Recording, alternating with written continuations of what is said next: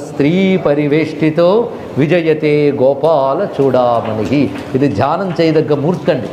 ఏమర్థం అర్థమైనా అర్థం కాకపోయినా గోపికాగణ పరివేష్టితుడైన ఆ సుందరమైన గోపాలమూర్తిని ధ్యానించినా చాలు. ఇక్కడ ఆ మూర్తి ఎటువంటి మూర్తి అంటే సాక్షాన్ మన్మథ మన్మథ అటువంటి మూర్తి అయ్యా అన్నాడు. ఇక్కడ ఏమిటయ్యా అంటే దీనికి భాష్యం రాస్తూ శ్రీధరాచార్యుల వారు ప్రథమంగా మంగళాచరణంగా శ్లోకం చెప్తారు.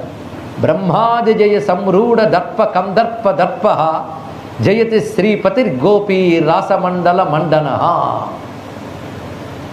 రాసమండల మండనుడైన శ్రీకృష్ణుడు జయతి ఉత్కర్షతో వెలిగిపోతున్నాడు అన్నారు. ఇక్కడ ఎటువంటి కృష్ణుడు అంటే బ్రహ్మాది జయ సంరూఢ దర్ప కందర్ప దర్ప, బ్రహ్మాది దేవతలను కూడా జయించేనని గర్వించిన మన్మధుడి గర్వాన్ని పోగొట్టిన కృష్ణుడు అని అద్భుతమైన భావాన్ని చెప్పారండి. ఇక్కడ ఏమిటి ఇందులో ఉన్నటువంటి అంత అందమైన భావం అంటే మన్మధుడి గర్వం పోగొట్టేట.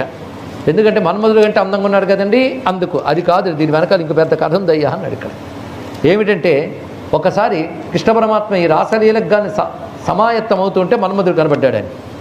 ఆయన కూడా అన్నీ రెడీ చేసుకొచ్చాడు.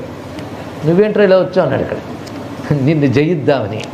ఎందుకంటే నిన్ను జయించేసేనా నేను మహావీరుడిని పాపులారిటీ వచ్చేస్తుంది.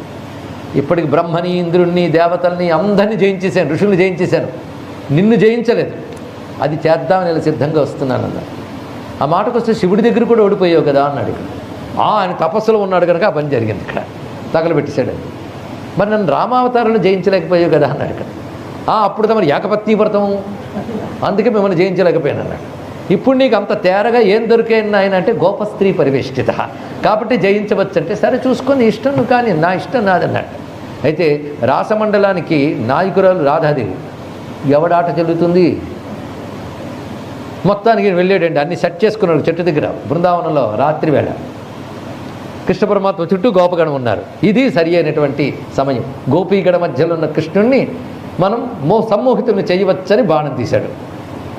బాణం తీసి పట్టుకుంటే ఎదురుగా స్త్రీ పురుష ఇద్దరు కనిపించట్లేదు. ఒక మహాకాంతిపుంజం కనబడుతుంది. అక్కడ ఇద్దరు ఉంటేనా ఇది అర్థం చేసుకోవాల్సింది. దేని మీద బాణం వేస్తాడు ఆశ్చర్యపోతున్నాడు. 5 బాణాలు పెట్టాడు, లాభం లేకపోయింది, కింద పడేశాడు. ఎదురుగా హఠాత్తుగా ఆ కాంతిపుంజ మధ్యంలో చతుర్భుజాలలో పాశము అంకుశము చెరకు విల్లు పువ్వుల బాణాలు పట్టుకుని లలితాంబ సాక్షాత్కరిస్తుంది. ఆవిడ చుట్టూ అనంగసేన అనంగమాలిని మదయంతి బాల రసవిఫల లలిత లలిత యవ్వన అనంగ కుసుమ మదనమంజరి కళావతి రతికళ కామకళ కామదాయిని సుఖపూల రథోత్సుక అనే శక్తులతో కూడి కనబడింది ఒక్కసారి. అంటే ఈ చెరకు విల్లు పువ్వుల బాణాలు ఆ తల్లి కడకంటి చూపుతో లభించేవాడు. అపాంగాత్తే లబ్ధ్వా కామపి కరు కృపా జగదిదమనంగో విజయతే ధను పౌష్పం మౌర్వి మధుకరమయీ పంచవిశికా. ఆవిడ దైవాలు వచ్చింది. ఆవిడెవరు? రాధాదేవి యొక్క స్వరూపమే. రాసమండలకు ఆవిడ నాయకురాలు. అక్కడ ఎవడి ఏ కామ వికారం అక్కడ చల్లనివ్వదు, ఎవడి అహంకారం అక్కడ చల్లడానికి వీల్లేదు. ఆవిడ ఉంది అక్కడ. అరే నీకొచ్చిన చెరకు విల్లు పువ్వుల బాణాలు నేను ఇస్తే వచ్చేది మొక్క అని చెప్పడం కోసం ఆవిడ కనబడింది. వెంటనే చెరకు విల్లు పువ్వుల బాణాలు పడేసి శరణాగతులైతే అన్నం పెట్టాడు అక్కడ. అప్పుడు లేచి చూస్తే కాంతిపుంజం తప్ప ఇంకేం కనబడలేదు.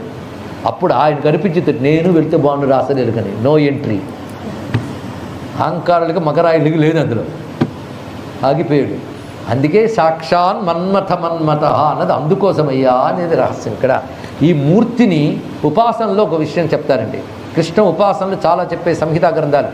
ఈ మూర్తి పేరు మదన గోపాల మూర్తి. ఇక్కడ ఇప్పటికి మదన గోపాల యంత్రం, మదన గోపాల మంత్రం, మదన గోపాల మూర్తి ఆగమశాస్త్రాలు వర్ణిస్తున్నాయి. అటువంటిది మొత్తానికి ఇటువంటి సమయం ఇది. మన్మధుడి పొగరు కూడా అణిగిపోయిన సమయం. అంటే కామాది వికారాలకి చోటు లేని ఒక దివ్య భూమికయే ఇప్పుడు సాక్షాత్కరించబోతున్నది. ఇంకా ఫలం లభించలే, ఇప్పుడు ఇంకో స్థితికి వెళ్ళారు, సాక్షాత్కారం అనేది పొందారు. ఆ తర్వాత కృష్ణుడి చుట్టూ చేరగానే ఆయన మందహాసం చేస్తున్నాడు. ఆ చిరునవ్వుతూ చూడగానే అదేమిటో ముందు ప్రసన్న భావం ఏర్పడుతుంది, చనువు పెరిగిపోతుంది. ప్రేమగా పలకరిస్తే పెరిగేది అది. వాళ్ళ చనువు పెరిగిపోయి ఒకటి అడుగుతాం అనుకోవా అన్న గొప్ప సంభాషణ ఇక్కడ.